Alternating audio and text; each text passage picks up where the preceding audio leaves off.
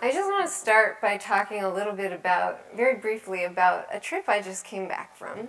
I was in the Grand Canyon backpacking for 8 days. It was a glorious trip, but we spent about 4 days hiking down to the bottom and across the Tonto Plain. If you've been there, you might know the Hermit Trail. We hiked down to the rapids on the river, hiked across the Tonto Plain, ended up at Phantom Ranch. And how many people have been down inside the Grand Canyon? You should definitely try it. It's absolutely amazing. And the view from the bottom is completely different than if you're up in the rim looking down. Just completely different. Well, it turns out that if you're in the Grand Canyon in the spring, that the water that they take from the river for the flush toilets is full of silt.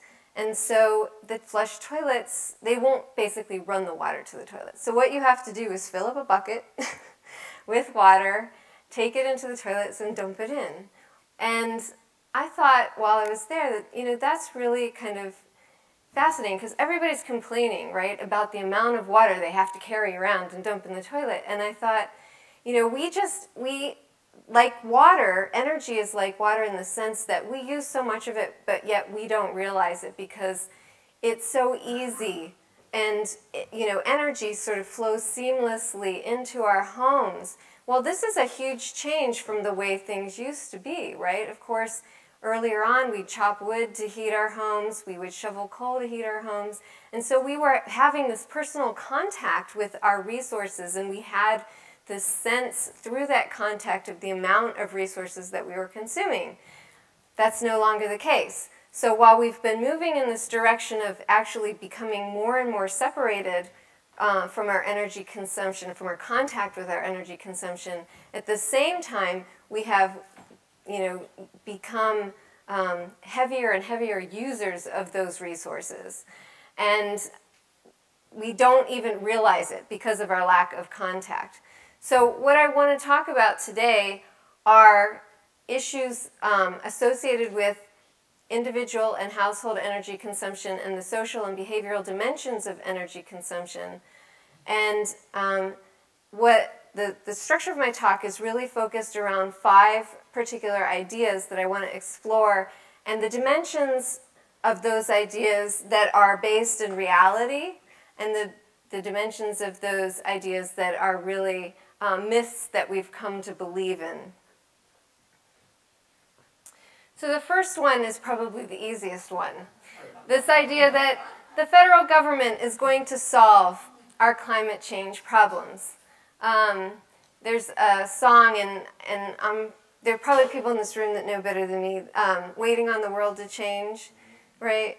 This idea that the problem is too overwhelming. I'm going to wait for the world to change. There's very little that I can do, so let's let the federal government handle it, and when they step up, then I'll do my part, right?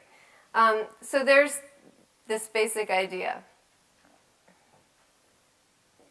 So what is the evidence? Well, we all know that in December 1997, the U.S. signs the Kyoto Protocol with this goal to reduce greenhouse gas emissions by 5% of 1990 levels by 2012. The reality is this never gets ratified by Congress. The prevailing federal climate change mitigation goal at this point in the United States is to reduce GHG emissions the intensity of greenhouse gas emissions by 18% over the period 2002 to 2012. Now, the important difference here is not the reduction of overall greenhouse gas emissions, but the intensity of those emissions as measured by emissions per unit of GDP. Okay? What are the means of doing that according to current policies? Primarily through technology research and development, and also through voluntary programs. So that's our current policy. Okay, we can already see it's been watered down, right? What is the reality? What have we been able to accomplish?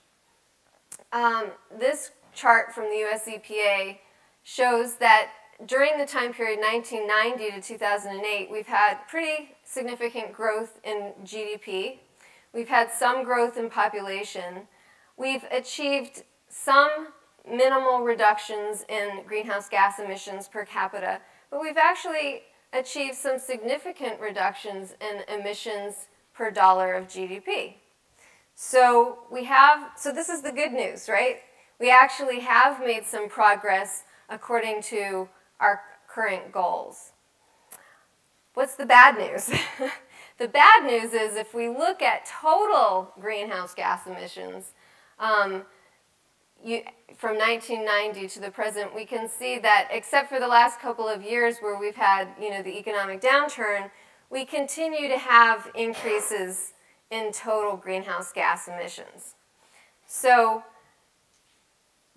the point being is that the federal government is doing something, but it's not doing enough. And in fact, while the U.S. has achieved some reductions, those reductions have been very modest. And the reality of the matter is that very little of that has been due to action at the federal level, and primarily due to the efforts on the part of states, cities, utilities, companies, and other organizations, and you. In other words, it's on all of us, right? That's the message here. If we wait for the world to change, we're in trouble. We have to create the change. How do we do that? We have to interact with individuals, with households, with organizations. We can't wait for top-down federal policy. And I think you're all here because you recognize that fact. So, in fact, this is a myth, right? That the federal government is going to solve our problems. Solving the problems is up, oops, sorry about that. Solving our problems is up to us. So, my second idea that I want to explore, the potential energy savings from behavior-related initiatives are relatively small. This is a widely held idea, right? If you think about the total amount of energy that we consume every year, we consume 100 quadrillion BTUs of energy every year. And as you can see from this chart, the total consumption has increased from about 35 quadrillion BTUs in 1950 to about 100 quadrillion BTUs today. And even if you break this down by different sectors of the economy, the same trend generally holds. Whether you're looking at the residential sector, whether you're looking at the commercial sector, whether you're looking at the transportation sector, we're seeing this dramatic increase in energy consumption over time. So the point being, again, is that we have become incredibly reliant on using large amounts of energy. How much of a change can we possibly make by asking people to change their behavior, by encouraging people and motivating people to change their behavior? It sounds kind of daunting, right? And most people believe that it's relatively small. But there are a number of studies that have been done in the last couple of years that have actually researched this question and said, okay, if we know by looking at climate change, we can reduce our emissions by moving to renewable energy sources. We know that we can reduce our emissions through carbon sequestration, or maybe switching to nuclear fuel sources. But how much emissions can we save if we really focus on the human dimensions of energy consumption, the social and behavioral dimensions of energy consumption? Well, the studies, I'm going to talk about 4 studies. 2 of them have been looking at this question very closely. The first one I'm going to talk about is a study that was published in the Proceedings of the National Academy of Sciences that was published by a number of collaborators, all social scientists, the lead authors from Michigan State. And basically that particular study looked at the amount of emissions and energy consumption that were under the direct control of households. Okay, so it wasn't even looking at the human dimensions of energy in the commercial sector.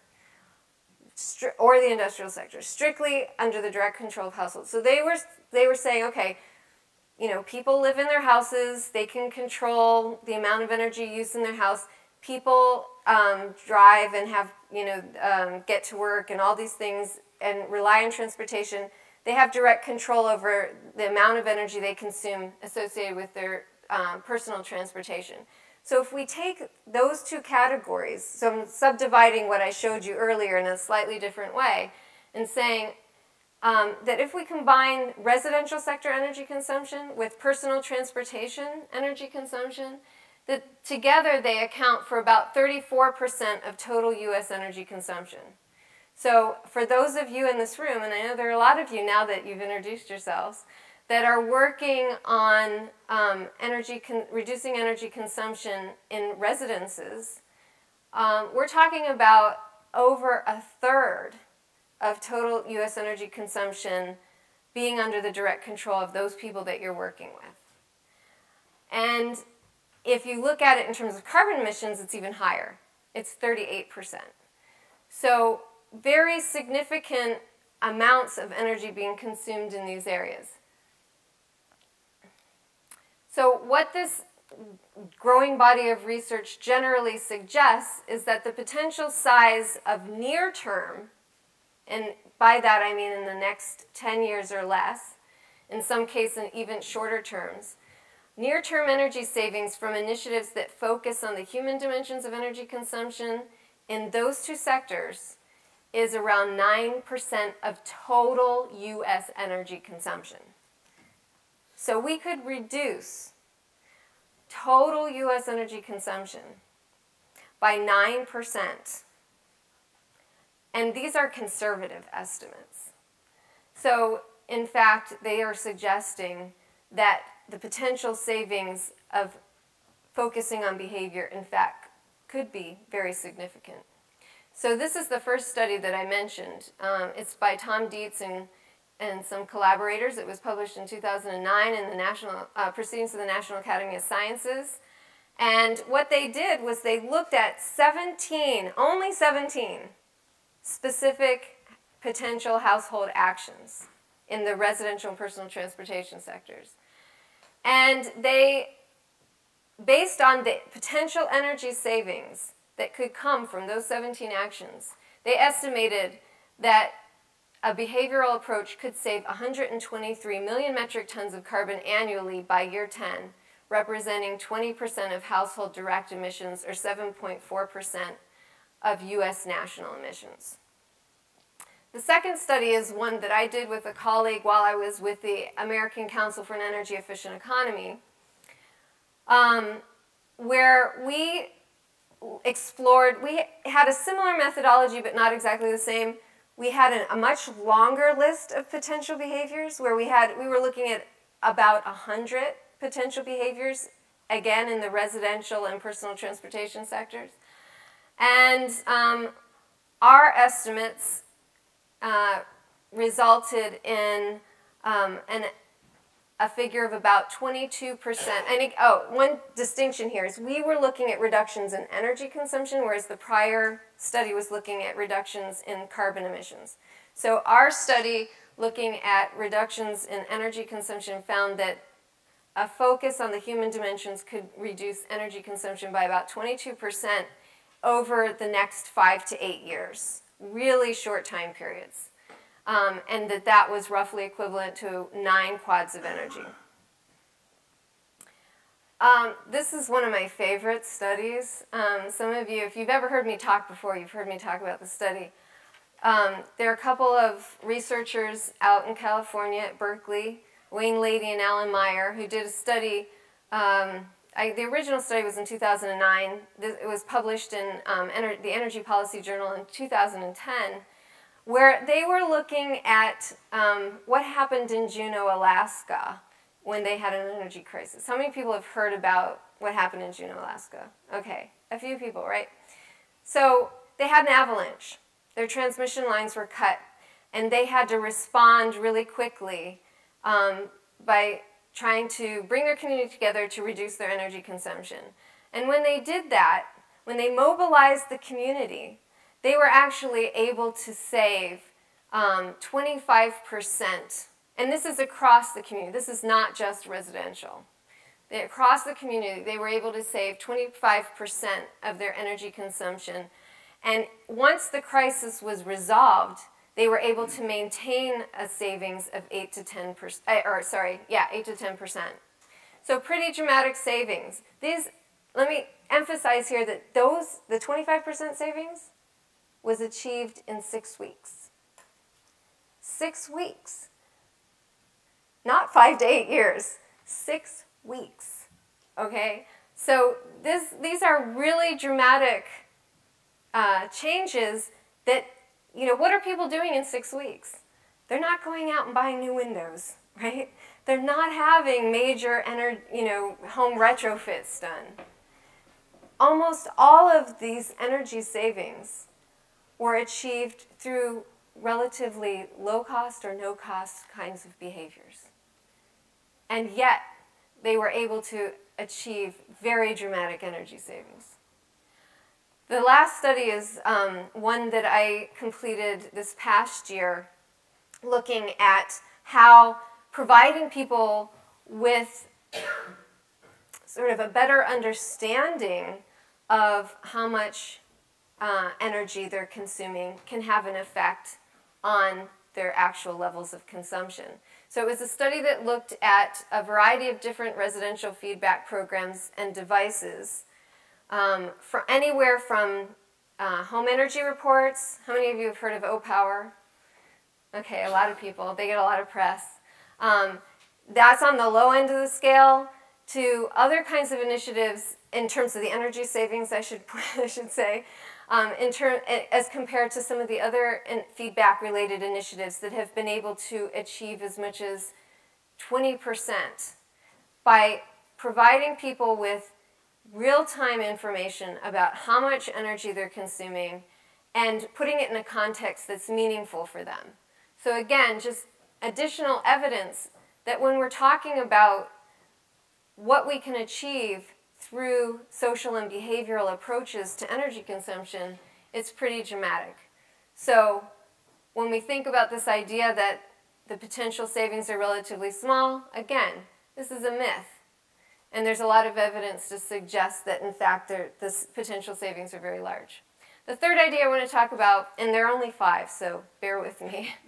The third idea I want to talk about is that the development of energy-efficient technologies is sufficient for solving our climate and energy problems.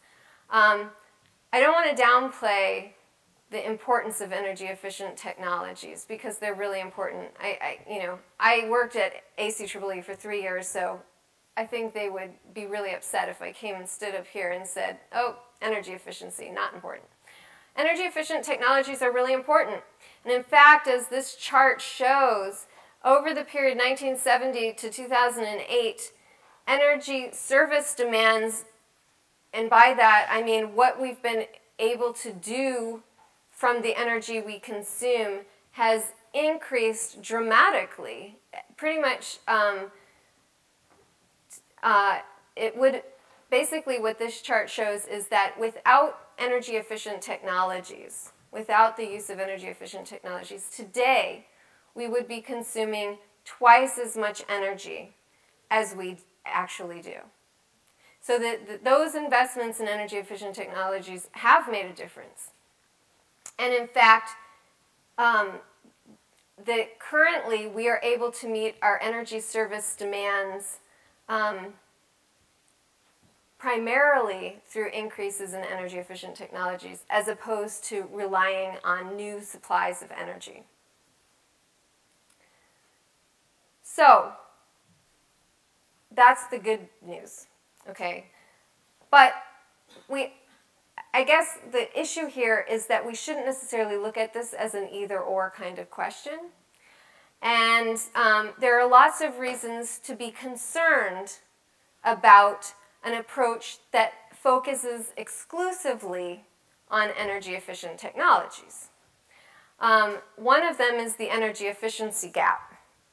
How many of you have heard of the energy efficiency gap? Okay.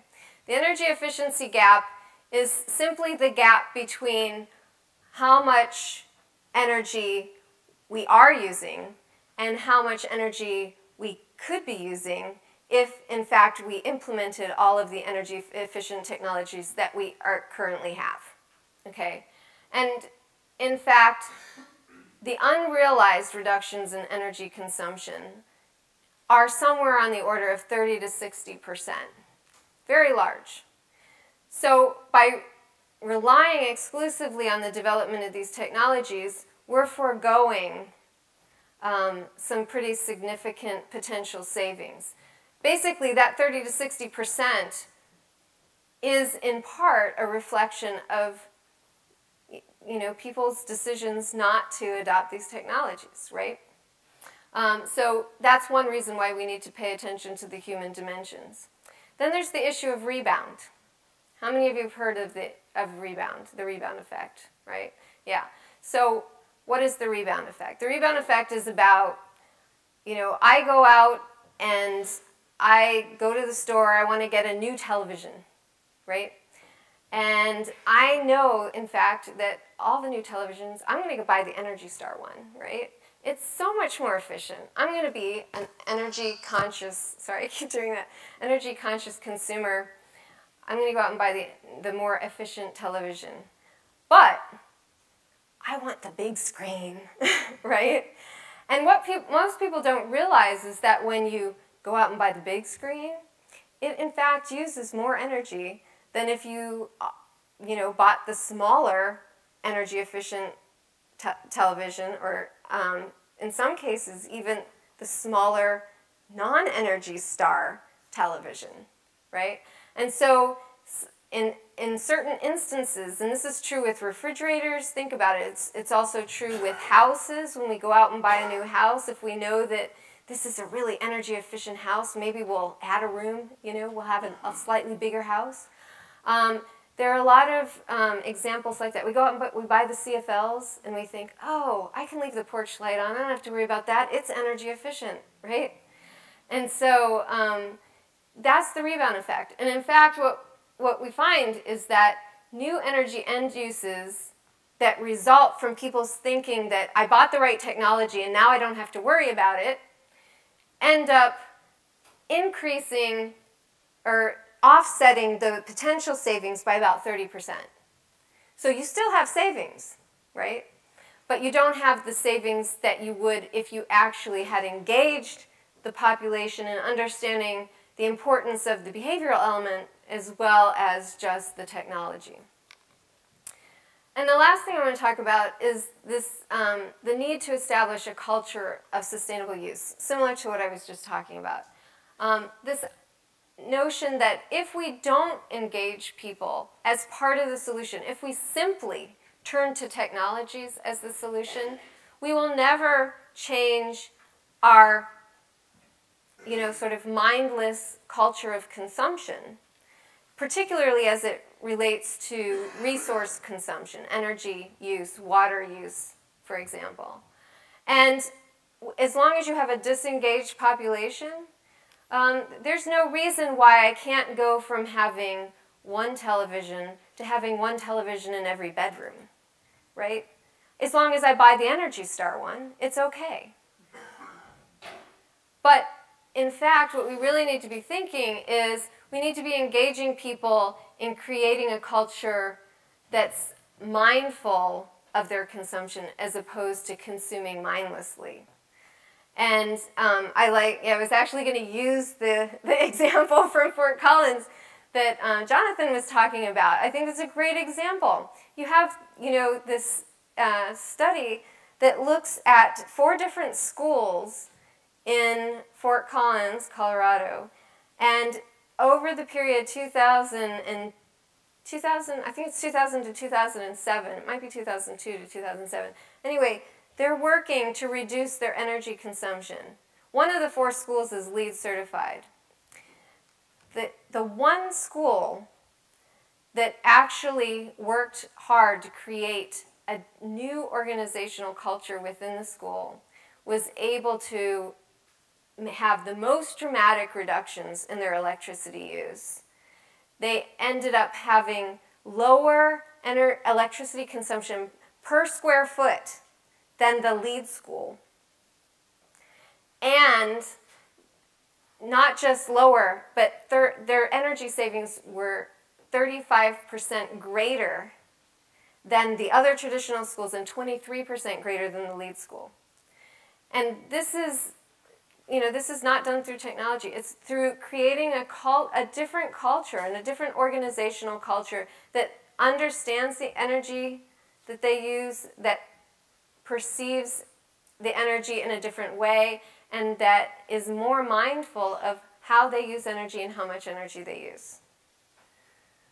So, one, I think, important component of all of this is to recognize that there are different types of quote-unquote behavior, right? We all use this term behavior as if there's just one kind. And I think that there are some important distinctions, and this is just one way of breaking it out, but I think it's one important way. When we talk about behavior, I think it's really important to distinguish between the frequency of actions associated with those behaviors and the costs associated with behaviors. So when I talk about behavior, I talk about it in a really broad sense. I include investment decisions, okay? So those are the higher cost investments, decisions that are made on a relatively infrequent basis. Our decisions to buy new energy efficient windows, or to buy a new energy efficient car, or appliances, or add insulation, or do the retrofit, right? They're kind of costly. And usually you don't make those kind of decisions all that often, but there's a price tag. There's a significant price tag associated with them. The kinds of things that need to sort of be done to sort of influence those kinds of decisions, or to reorient people's thinking around those kinds of decisions, are very different from the things that need to happen if you're talking about energy stock-taking behaviors, or if you're talking about more like the routine and habitual behaviors that we're doing over and over and over again every day, right? So if we're talking about frequent low-cost behaviors like slower highway driving or air drying our laundry, the kind of approach that we might use to reshape those kinds of behaviors are going to be pretty different from the kinds of initiatives that we might want to implement if we're talking about the less frequent low-cost, no-cost behaviors. So I think it's important to make those distinctions. Having said that, people say, oh, well, that's sort of cheating. It's cheating if you include investment decisions as behavior, because basically that's technology, right? And what I want to point out is that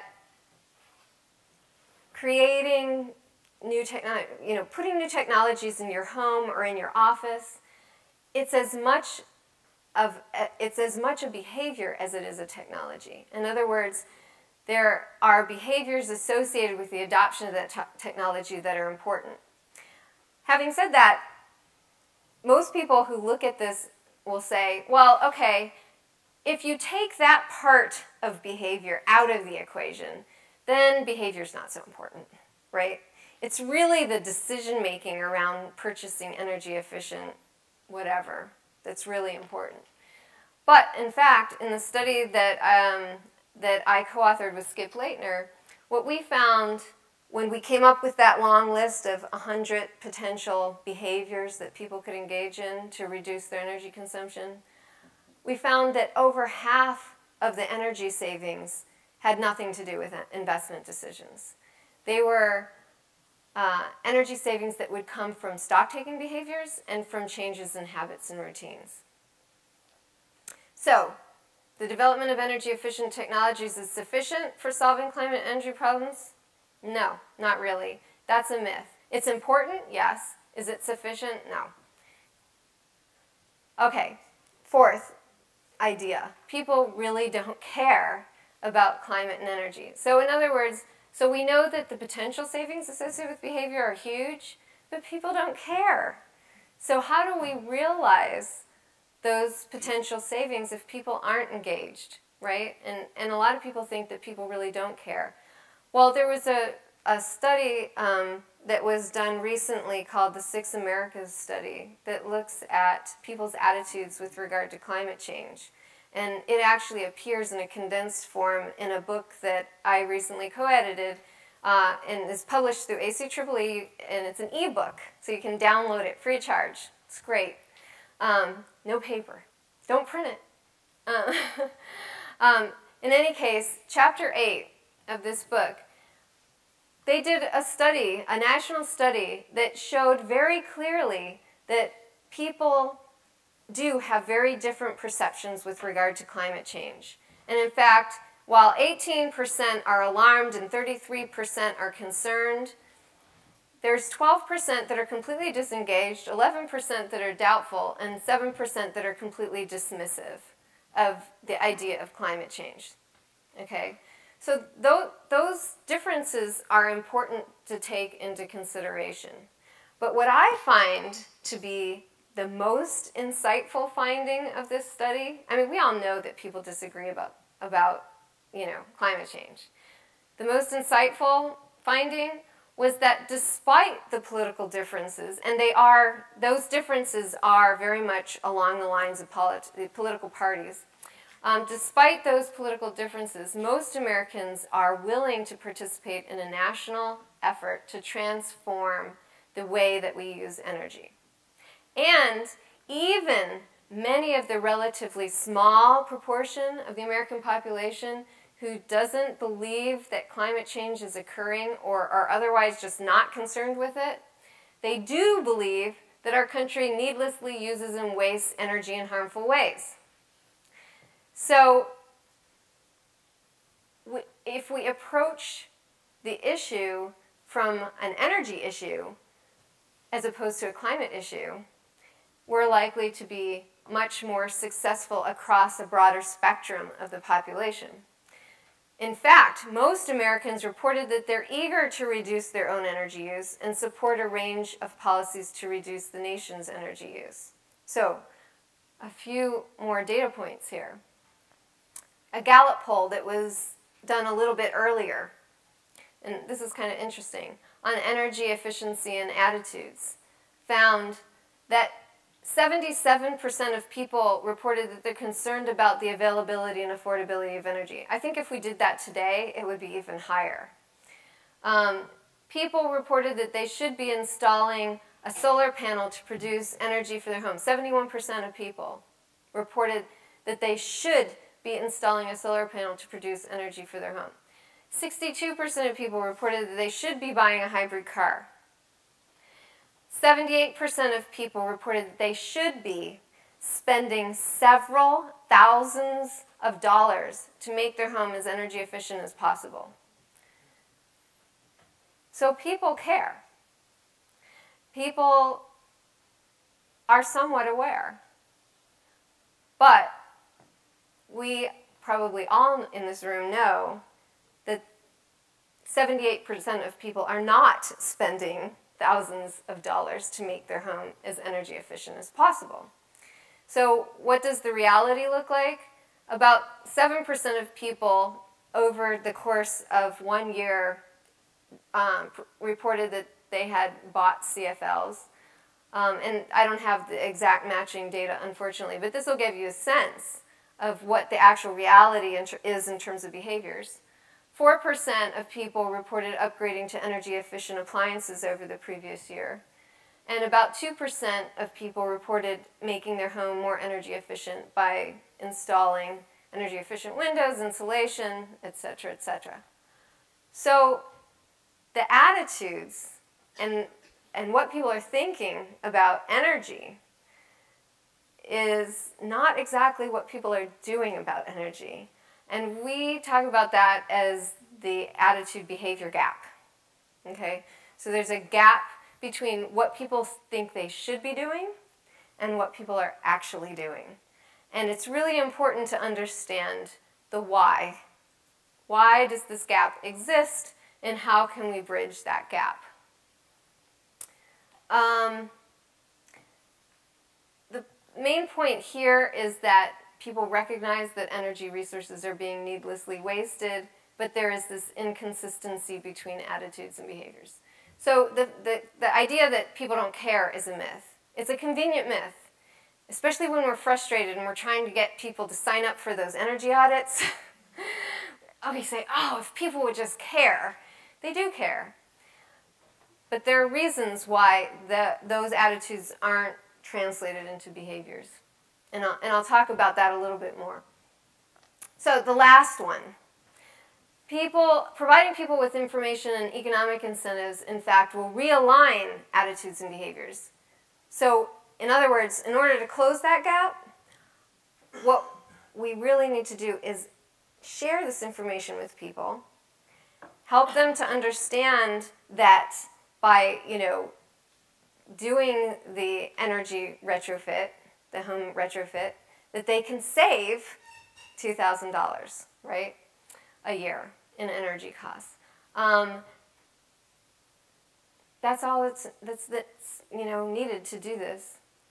Well, in fact, there's a huge body of research that suggests that information programs are often very effective in changing attitudes, and in fact are probably a big part of the reason why people are so positive about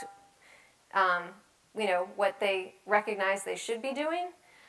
But in fact, they're not very effective in changing behaviors. The other important point here is that, and again, a very large body of research, that economic incentives can be effective in certain situations, but they can often also be ineffective if they're not used right. And in some cases, they can be counterproductive. So one example is when a California utility provided information about the cost of running appliances and devices, like a coffee pot that took about 3 cents per pot, or a 3-ton AC system that cost about 36 cents per hour to run. And people were like, wow, I had no idea it was that cheap. I am not going to feel bad about keeping my AC running. Totally backfired, right?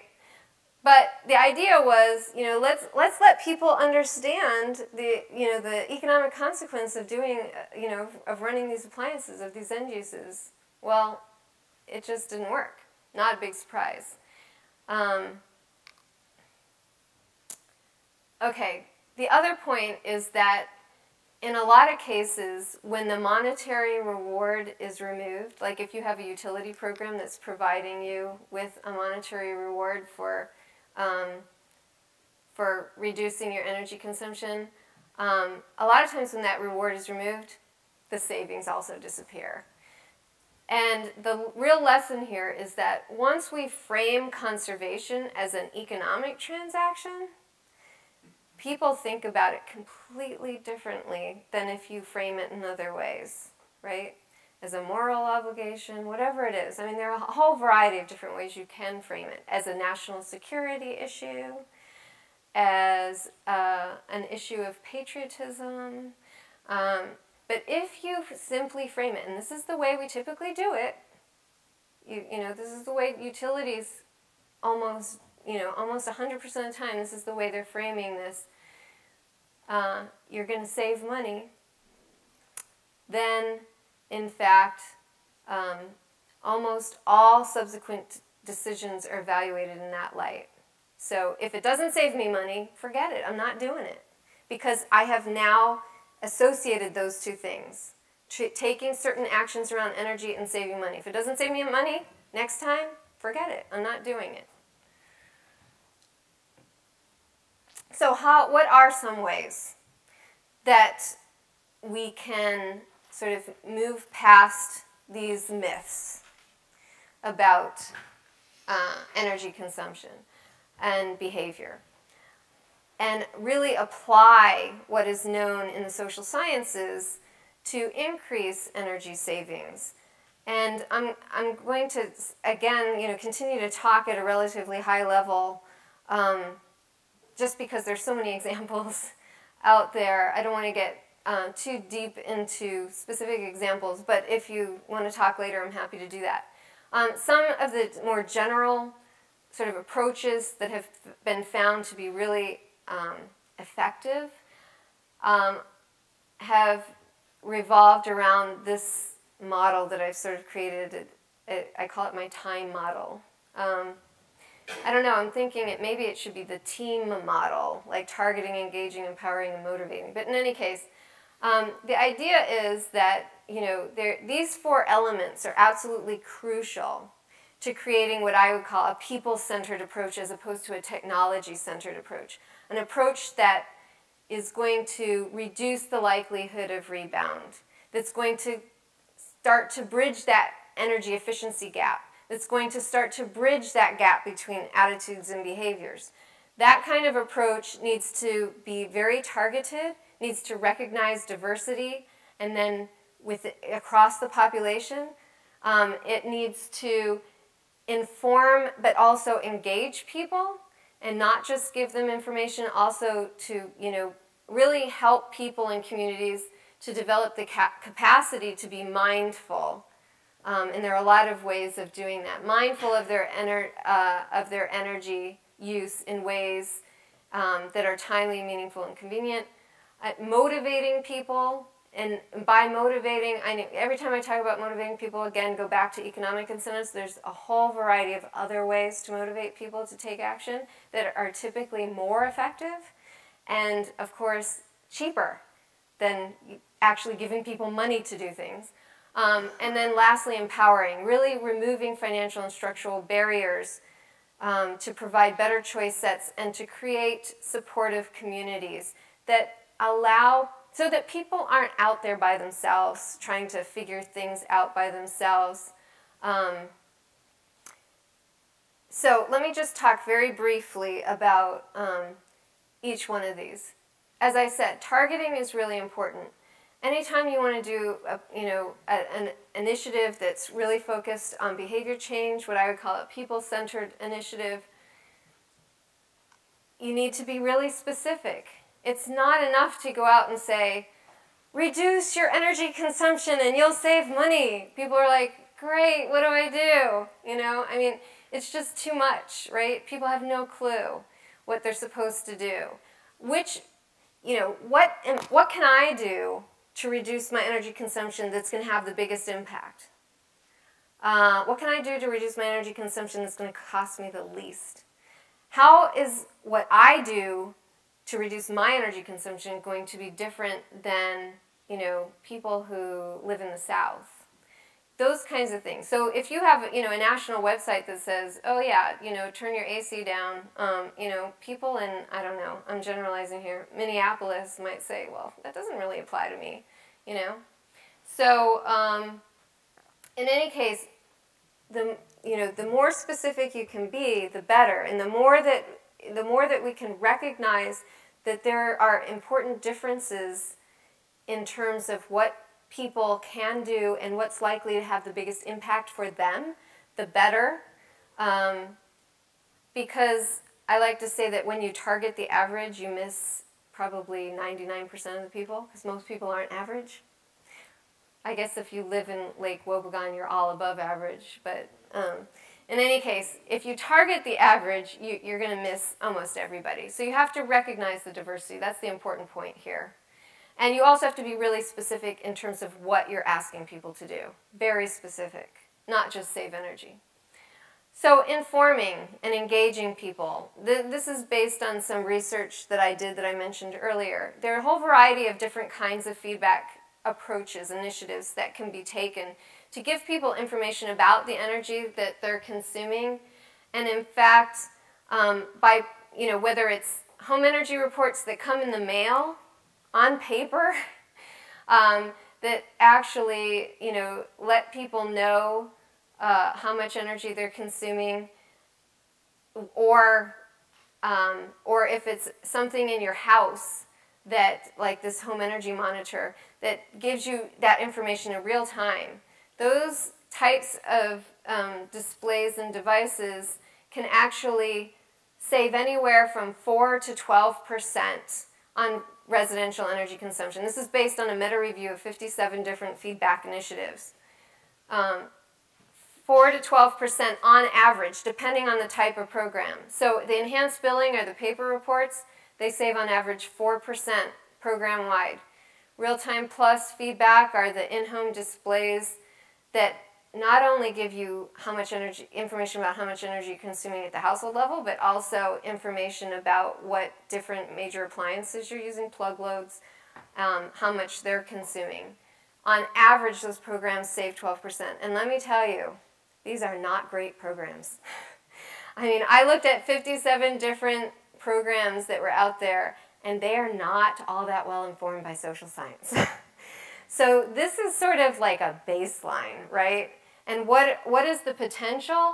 I would estimate that, in fact, 20 to 35%, if you have a really well-designed feedback program, you can help the average household. I know I just said don't talk about the average household, but you, on an average level, you can save 20 to 35%. Dramatic energy savings. Another thing, the other third important component is motivating people. And as I said, economic incentives are often not the best way to motivate people. I'm just going to give you one example here, O-Power. Most of you have heard about O-Power. One of the really amazing things about O-Power is they do use social science research. They have based a lot of the work that they do on the research of Robert Cialdini, who was a social psychologist who's now somewhat retired in Arizona, that looked at how you can use social norms to really influence what people see as being the norm, right? And that, in fact, shapes their own behaviors. So there's been a lot of research on this. In fact, one of their experiments, which I absolutely love, is they went around to a bunch of different households in California, and they knocked on their doors and they said, if we were to, tell you, how much energy you're consuming and, really break this down for you, in terms of either the environmental impact or the social impact, and there was one other one, and then, or in terms of what your neighbors are doing, which one of those things would have the biggest influence on how much energy you consume? And, almost everybody said either the environmental impact, if I knew like how much carbon dioxide I was emitting, as a function of how much energy I was using, that would really influence how much energy I use. They either said that or the money. If I knew how much money I could save, that would have the biggest impact. So what they did is they went out and they actually tested this out. And they gave some people door hangers that had the environmental impact, some people got door hangers that had the economic impact, and some people got door hangers that said, well, you're consuming this much energy, but your neighbor is, on average, are consuming a lot less than you. Guess which one had the biggest impact? The last one. When people had a context in which to evaluate their energy consumption, that persuaded them that, why am I using so much? Something's wrong with this picture. If the other people in my neighborhood who live in approximately the same size house that was built in approximately the same year by the same builder are using, a third less than I am, there's something going on here that I need to pay attention to, right? And in fact, that had the largest impact, and people were able to reduce their energy consumption pretty significantly. There are a lot of other examples. O-Power uses this in that same way. They send out monthly home energy reports, compares your energy consumption with other people in your neighborhood. On average, their energy reductions have been a little bit more limited, about 2.5% on average, but again, they're learning to tweak. They're learning to pull in other social science insights to improve that. And in fact, when they combine those efforts with efforts to help people set energy savings goals, those people have been saving 8% on average. So again, just another example. Okay, empowering, last point here. Empowering is all about removing barriers and providing better choices for people. And there are lots of ways to do that. I'm going to use the example of choice architecture. How many of you have heard about choice architecture? There's a great book out there called Nudge If you haven't read it, I would definitely recommend it. Choice architecture is really about creating a context in which people are likely to make better decisions, decisions that people themselves would judge that, that they're better off. This is fun. So I was a conference chair of the 2009 Behavior, Energy, and Climate Change Conference, so I decided I'd do my own little experiment with this choice architecture thing. And actually, Garrison is doing something similar here. You're not guinea pigs. I don't want to create that impression. But in any case, with the Beck program, ACEEE runs a lot of conferences. And like most organizations that run conferences, the assumption is that people want meat with their lunch and their dinner. And I said, why are we assuming that? Because most people that eat meat also eat vegetables, and they also eat pasta, and they also eat legumes and other things. And I'm like, so why are we assuming that everybody wants meat with their lunch? And I said, so when we do the conference registration this year, our default is going to be vegetarian. And if people want meat, they can sign up for meat, right? And it was, you're just dying to know, aren't you? Okay. I was shocked. This is what happened. So the standard ACEEE conference, 90 to 95% of people have a meat-based lunch because some people do opt out. The 2007 Beck conference, 83% of people, and this is like a really, in crowd, right? They know what the energy implications of their choices are. 83% chose meat. The 2009 Beck conference, only 20% of people chose meat. We basically flipped the statistics, right? And it's interesting because meat production is responsible for 18% of global greenhouse gas emissions. So again, just changing the choice structure had a huge impact. So what are the conclusions? Climate change mitigation, it's up to us. And so I'm so glad that you're all here because it's so encouraging. The potential energy savings from people-centered initiatives are huge. They're huge. And we can't just focus on technology. Don't get me wrong, technology is important. But we can't just focus on technology for a whole variety of reasons. And one of the most important ones is technology can't get us there fast enough. Behavior can. Behavior's fast if you do it right. People do care about reducing their energy consumption, and social science insights can really help us to close the gap between attitudes and behaviors. This is the link to this edited book that is available on the ACEEE website. It's called People-Centered Initiatives for Increasing Energy Savings. And the Beck conference this year, as Jonathan said, it draws about 750 people every year. People sharing, not just researchers, utility folks, policymakers, energy professionals, a real diverse mix of people. This year, it's going to be held in Washington, D.C., November 29th to December 2nd. It doesn't overlap with Greenbuild this year, and that's why the dates were changed. Normally, it's held earlier in November, yeah. And these are just some selected references. Thank you very much.